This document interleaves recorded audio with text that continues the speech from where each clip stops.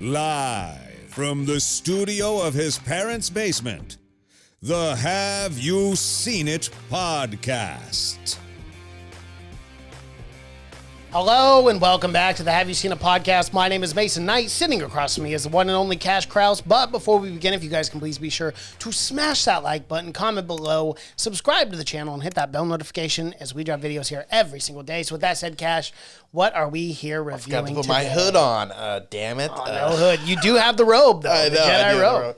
Well, Mason, it's an extremely special week for us. Of course. Because Obi-Wan is being released. It's Star Wars Celebration Week. So what better time to do the original prequels? Yeah. So we're reviewing the prequels. We're doing Obi-Wan. It's going to be a huge Star Wars week. So if you're doing that thing, if you like Star Wars, you're going to like this channel this week. Yeah, for a lot of Star Wars content this week. But Mason, we're here, man. Wow. How long have we waited for this TV series? Well, since 2005, so about 17 years. 17 years we didn't know we had to wait. I cannot believe we're getting it. Yeah. So long. A lot of time had to pass for people to be okay with this series to come out. Right. I'm just amazed. And McGregor always said too that there was a story to be had here. For sure. You know? Yeah. And it was always something that, you know, in the expanded universe they had written books, you know, about Obi-Wan's life in between episode 3 and 4 on planet Tatooine. So very excited we got it. The hate for the prequels had to die down enough. Yes. Because the hate for the new sequels was large enough that we can be like, you know what? Prequels are okay. Prequels are pretty good now.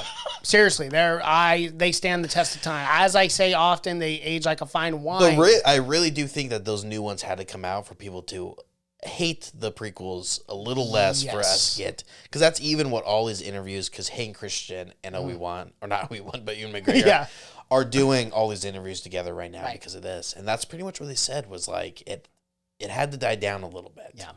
And get appreciation, because I think people have a much larger appreciation for those films. Yes, I most certainly do. And I was always one that really enjoyed the prequels because that's what I grew up on. Yeah. You know, so I was a kid, so I didn't really have the full context of, like, you know, dissecting film and whatnot. But yeah, they hold a special place in my heart. How crazy, though, Mason, should we get into episode let's just jump right into it. It's just called Part 1. It's simple. Part 1. But I kind of knew from just the beginning of, like, the recap of what happened, like, the last 10 years or whatever, I knew this was going to be something special. Yeah. And just that opening scene of them in the temple, and we get more Order 66. We do. Order 66 is so fucking breezed through in the original, in the prequels. For sure. I want to see a lot. I want like a full series on like the week of Order 66. Yeah. Because remember, this happens 10 years after Revenge of the Sith. Right. Remember in Revenge of the Sith, at one point they're in the library and Obi-Wan goes, I've sent out a message to all the remaining. Because there's Jedi Not to out come there back to the Jedi Council. Yeah, exactly. Yeah. So there's or Jedi Temple, rather. Yeah, and we've gotten a lot of stories of like Jedi, like in Rebels, we get Kanan and stuff. That they kind of just all, they Yoda'd it, and they all went to backwoods planets where people will never find them. But there's stories there for sure, and this one opens up 10 years after Order 66. But we get the night of Order 66. It was so fucking cool. And you know, obviously, what they're doing here. If you pay close enough attention. They're cleaning house. Well, they're cleaning house, but this is definitely a backstory for a character that comes into play in episode 1 and 2 for sure. Yeah. You know, which is Reva. Yeah. Yeah. And, you know, she's one of the girls at this Order 66 and is now the third sister in the Inquisitors. And she is she's hell-bent on killing Obi-Wan Kenobi because, you know, he was responsible for all of this in her mind. Yeah. You know, because his, you know, apprentice turned into Vader and killed everyone. So. Yeah, who she's working for now? Yeah, I know. You gotta do some mental loops. Some gymnastics there, but yeah, I guess so. But yeah, man, so it opens up 10 years after that. We get a little bit of Order 66, then it goes forward in time, but you kind of dipped into it. We get the Grand Inquisitor. Yes. We'll get into... Because if you... Mason, you haven't watched much of Star Wars Rebels, but he is kind of the big bad guy in Star Wars Rebels. Well, I've seen most of Star Wars Rebels. I think I need to watch the last 2 seasons. Yeah. But he is... But I've gotten to the part where he flies. The worst part of Star Wars Rebels by far. Yeah. I thought Oh my God, when they that never did it happened- here. They never do it here. When I was gonna say, if they bring it up in this, I'm gonna get really mad because it is definitely Looney Tunes.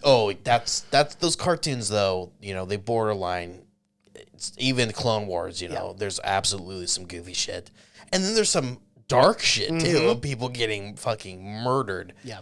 But yeah, they never do that. But they do have awesome lightsabers. Yeah. That if you haven't seen any of the Star Wars Rebels, you know they spin. They spin. Super cool. But you know, all you got to do is stick 2 lightsabers in the middle. Or one. It just got to do this. But yeah, we get the Grand Inquisitor. If you don't know who that is, basically these brothers and sisters of all old Jedi that used to be Jedi, they all kind of went to the dark side too. Now their jobs are only to hunt down Jedi. the Jedi. Yeah. And there's, I can't remember. I think there's 6 of them.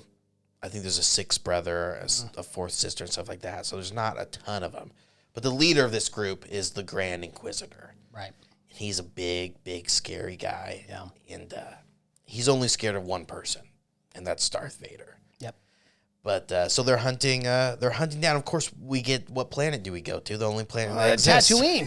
Hey, imagine that. Where we get this kind of montage. There's not a whole lot that happens in episode 1, but what I will say is I really did enjoy kind of the discovery and kind of seeing Obi-Wan Kenobi's daily life of like, you know, just working a normal job, obviously dealing with traumatic PTSD 10 years after the fact. So you can only imagine leading up to that point, his PTSD was even worse. Has not touched a lightsaber. No, has not touched it or used the Force. And looks a little out of it. He looks a little. He is not a little thin. He is peak. He's peak Obi-Wan, where as far as his Jedi skills in Revenge of the Sith, where he is throwing like Grievous with his Force and whatnot. He's not that Obi-Wan in this. No, because he can't use the Force because then that'll alert the Inquisitors. And he's been out of practice for a long time. Even he even gets in a fist fight in this, and he almost gets his ass kicked. Yeah, he does. Unfortunately, but he's doing something creepy. And he's keeping tabs on this kid that he lives by. Yeah, it's kind of weird. I don't know who's this old guy watching this kid every day. It's creepy. And he's old Ben in this one. Yep. Well, he's not old Ben yet, but everyone calls him Ben Kenobi in this. They don't call him Obi-Wan. He's completely gotten rid of that name. But he lives in a cave, creepy, and he lives above a family with a child that he watches every day. Yes. Anything wrong with that, Mason? I can't think of anything. Honestly. Okay, good. Okay. And he buys toys for the kid. Oh, yeah. Against the parents' will. Yeah. Owen shows up. He's like, hey, look, I'm going to need you to quit buying him Hey, look, toys. Ben, I'm going to kick your ass if you keep buying toys. Or I'm just going to tell the Inquisitor up my ass, holding a lightsaber to my throat, where you are. One good thing is Lars, who was... Shmi's husband and whatnot. Yeah. They're actually good people, and they know who Ben is. Right. So it's not completely creepy. It's not a complete stranger. Well, we're obviously joking around here, but it's still creepy.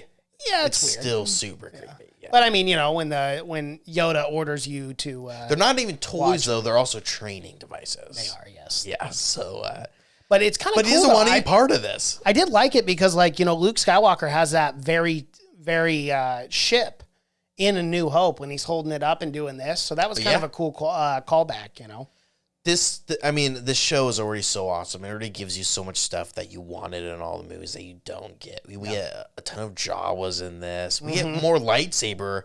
We get more lightsaber duels in this one than we do the first 5 minutes than we did the first two films of the prequels. Yeah.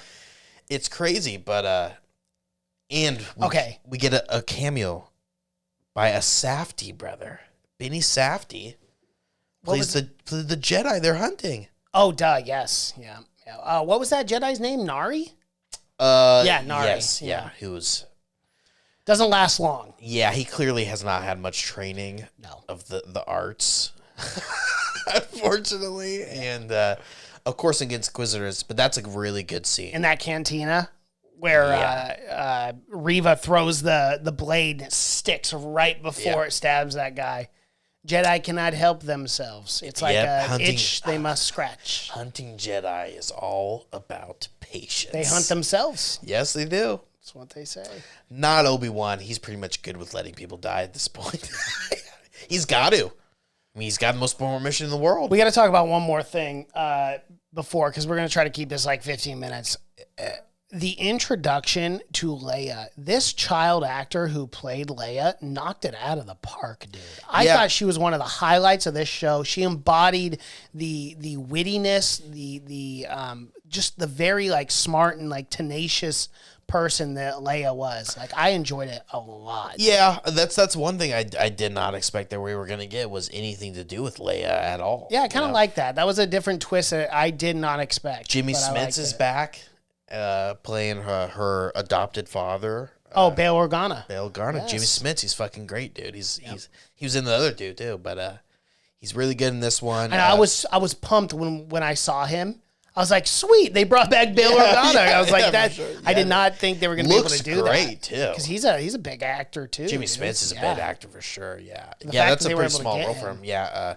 Man, he looks great. I mean, he doesn't look like he's aged much at all. No.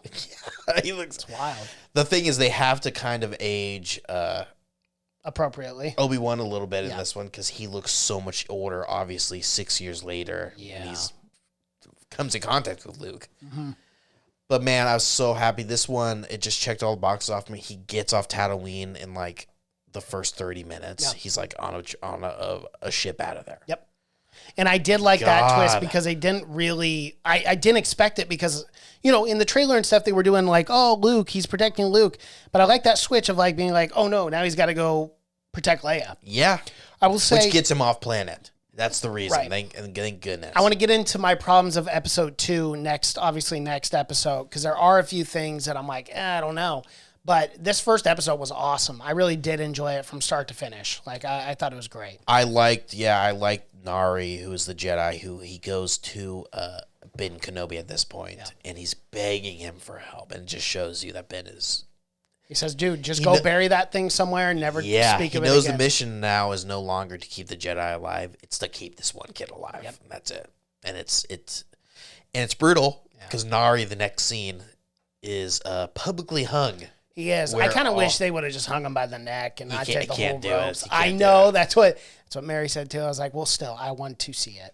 I need the gruesomeness. In my opinion, they would have showed the whole hanging. The whole execution. I want to see him drop. I want to see that rope go tie up. Yeah, I want to see the neck broken. But Mason, we can't have it. We can't. It's Disney Plus. I understand. I thought it was kind of lame to hang a Jedi anyways. Just lightsaber this guy in half. Yeah. That would have been better. That would have been cool. But you obviously have to make an example out of him. That no Jedi will be allowed. But man, it's a great first episode. It is. My only issue with episode 1 was Reva having mind-reading capabilities, but then conveniently not doing it when she's face-to-face with Owen and accusing him of harboring Jedi. Yeah.